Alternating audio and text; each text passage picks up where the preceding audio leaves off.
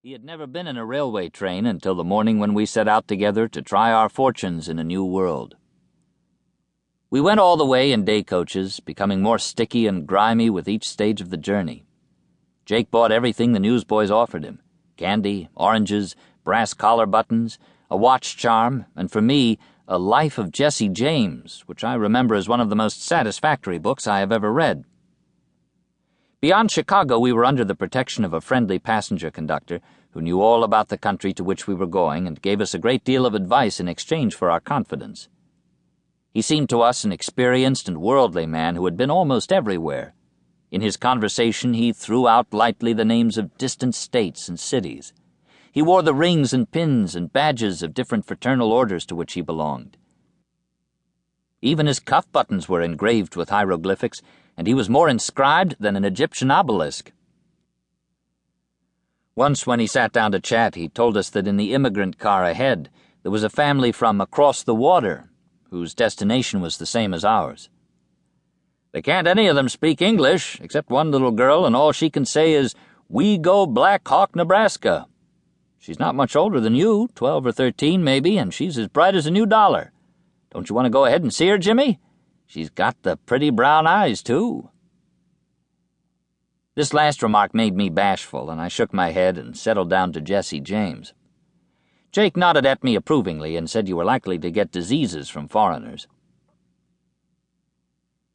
I do not remember crossing the Missouri River or anything about the long day's journey through Nebraska. Probably by that time I had crossed so many rivers that I was dull to them. The only thing very noticeable about Nebraska was that it was still, all day long, Nebraska. I'd been sleeping curled up in a red plush seat for a long while when we reached Black Hawk. Jake roused me and took me by the hand. We stumbled down from the train to a wooden siding where men were running about with lanterns. I couldn't see any town or even distant lights. We were surrounded by utter darkness. The engine was panting heavily after its long run. In the red glow from the firebox, a group of people stood huddled together on the platform, encumbered by bundles and boxes. I knew this must be the immigrant family the conductor had told us about. The woman wore a fringed shawl tied over her head, and she carried a little tin trunk in her arms, hugging it as if it were a baby. There was an old man, tall and stooped.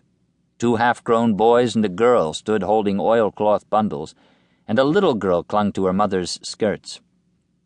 Presently, a man with a lantern approached them and began to talk, shouting and exclaiming. I pricked up my ears, for it was positively the first time I had ever heard a foreign tongue. Another lantern came along. A bantering voice called out, "Hello! Are you Mr. Burden's folks?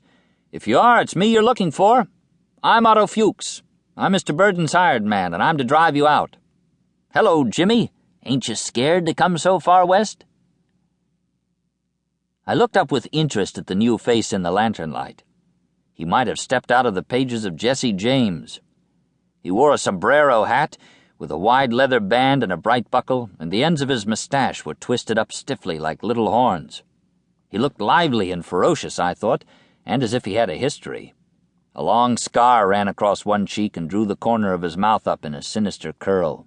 The top of his left ear was gone, and his skin was brown as an Indian's. Surely this was the face of a desperado. As he walked about the platform in his high-heeled boots, looking for our trunks, I saw that he was a rather slight man, quick and wiry, and light on his feet. He told us we had a long night drive ahead of us, and had better be on the hike.